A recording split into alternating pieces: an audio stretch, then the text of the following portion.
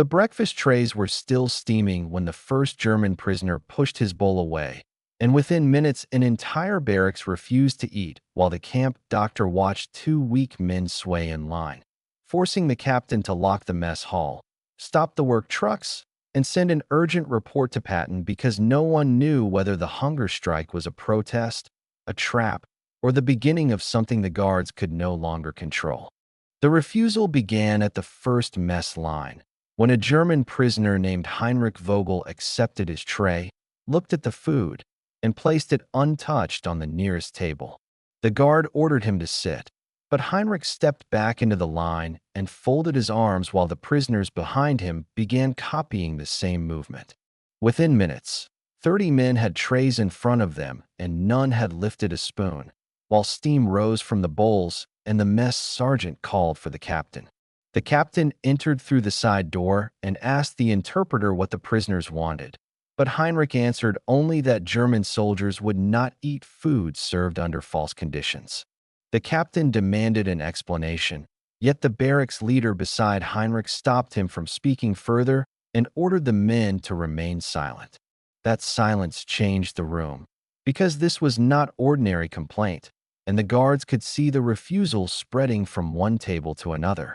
The doctor was called when one older prisoner began swaying near the stove, and he found that several men had already skipped the previous evening meal. The captain ordered the mess hall doors locked from the outside, and the untouched trays left exactly where they were until the cause of the refusal could be identified. Outside, the work trucks waited with engines running, but no detail could leave while an entire barracks refused food and the medical risk was growing. Before noon, the captain sent a report to headquarters saying German POWs had begun a coordinated hunger strike inside the camp. Subscribe for more forgotten German POW stories like this one. The escalation came when the doctor entered Barracks 3 and found bread hidden beneath mattresses, not eaten, not traded, but stacked in cloth bundles as if someone had ordered the men to save evidence. The interpreter questioned the nearest prisoner, and the man admitted that the barracks leader had told them the food was being used to weaken them before a forced transfer. That rumor moved through the camp faster than the guards could stop it, and prisoners from other barracks began refusing coffee, then soup, then anything carried from the kitchen. The captain ordered the kitchen inspected, not because he believed the rumor, but because the accusation had already become dangerous enough to cause real hunger.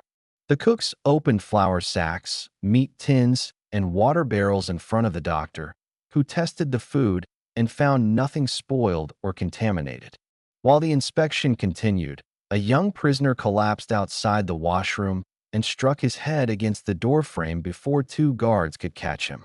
The doctor carried him to the infirmary and found no poison, only weakness from refusing food longer than the others had admitted. That discovery changed the crisis, because the hunger strike had started before the morning meal and had been hidden by men controlling the barracks.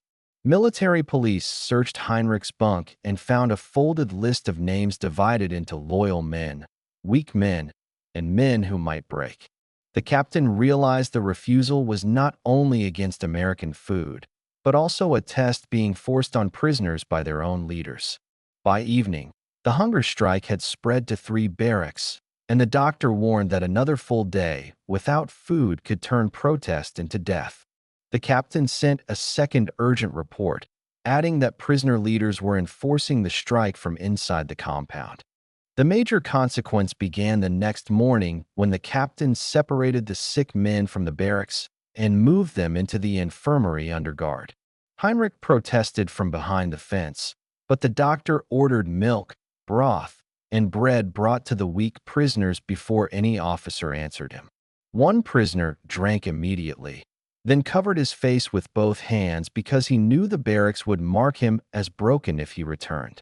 The captain used that moment to change the camp procedure, ordering food offered individually instead of by barracks group, so no leader could control every tray. The mess tables were moved into the yard, and prisoners were called forward by number, one at a time, while the interpreter recorded whether each man accepted food. That action broke the appearance of unity, Because some prisoners ate quickly, some carried food away, and others refused only when Heinrich watched them.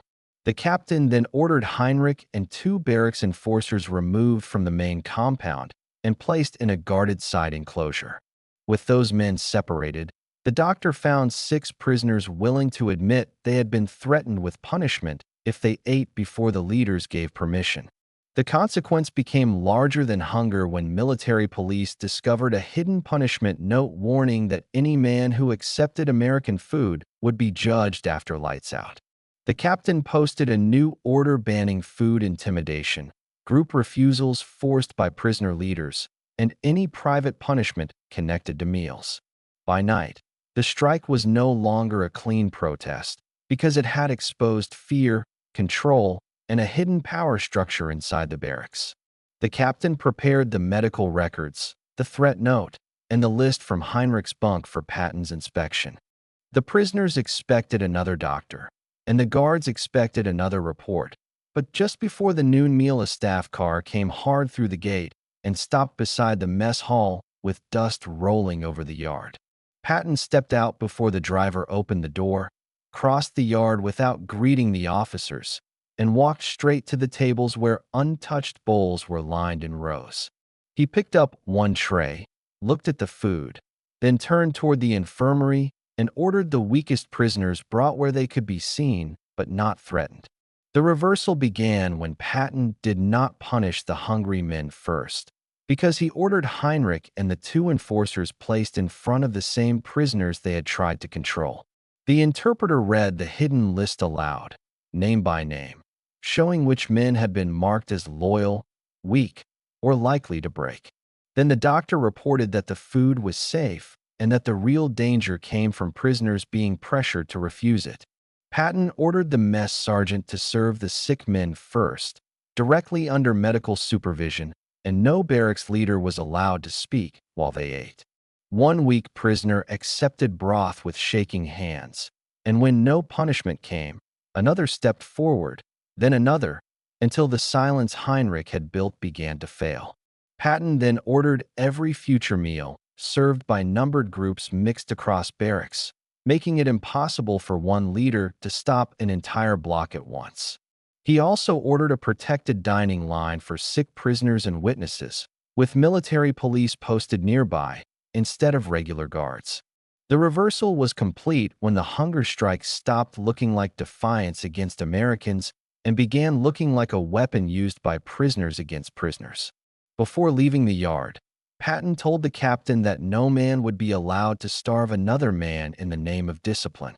The final irreversible event came after dark, when a kitchen worker found a new note hidden inside an empty bread crate, ordering prisoners to refuse the next morning's meal or face judgment. The note carried Heinrich's handwriting, but Heinrich had been in the side enclosure all evening, which meant someone inside the barracks was still carrying his orders. Military police locked down Barracks 3 and searched bunks, shoes, coat seams, and stove bricks while the prisoners stood outside under lights. Behind a loose pipe near the washroom, they found a second list naming the men who had eaten in Patton's presence. The captain ordered the names protected immediately, moving those prisoners to a separate barracks before the night count resumed. At sunrise, Heinrich and the remaining organizers were brought to the camp office, where the doctor, interpreter, and military police confirmed that the hunger strike had become organized coercion. A transfer truck arrived before breakfast, and Heinrich was placed inside with 2 accomplices for removal to a stricter compound where they could not control the meal lines. No speech was allowed at the gate, and no prisoner was permitted to gather near the truck. When the truck left, the mess hall opened under the new numbered system, and the first meal began without barracks leaders standing over the tables. The sick prisoners received broth, milk, and bread at a separate table near the infirmary, where the doctor watched every tray reach the men who needed it. By evening, the old meal order had ended permanently because food no longer moved through prisoner power before reaching hungry men. The refusal had begun as silence over bowls, but it ended with the removal of the men who had tried to turn hunger into command. 3 days later, the mess hall sounded different, not peaceful, but alive again, as spoons touched bowls and prisoners moved by number instead of barracks order. Heinrich's name was gone from the roster, and the protected dining table remained beside the infirmary. When the captain closed the medical file, he placed the hidden threat note inside it and wrote that Patton had not forced men to eat, but had stopped other prisoners from using hunger as a prison within the camp. Most people know how World War II ended. Very few know what happened inside these prison camps. Subscribe for more untold WW2 stories.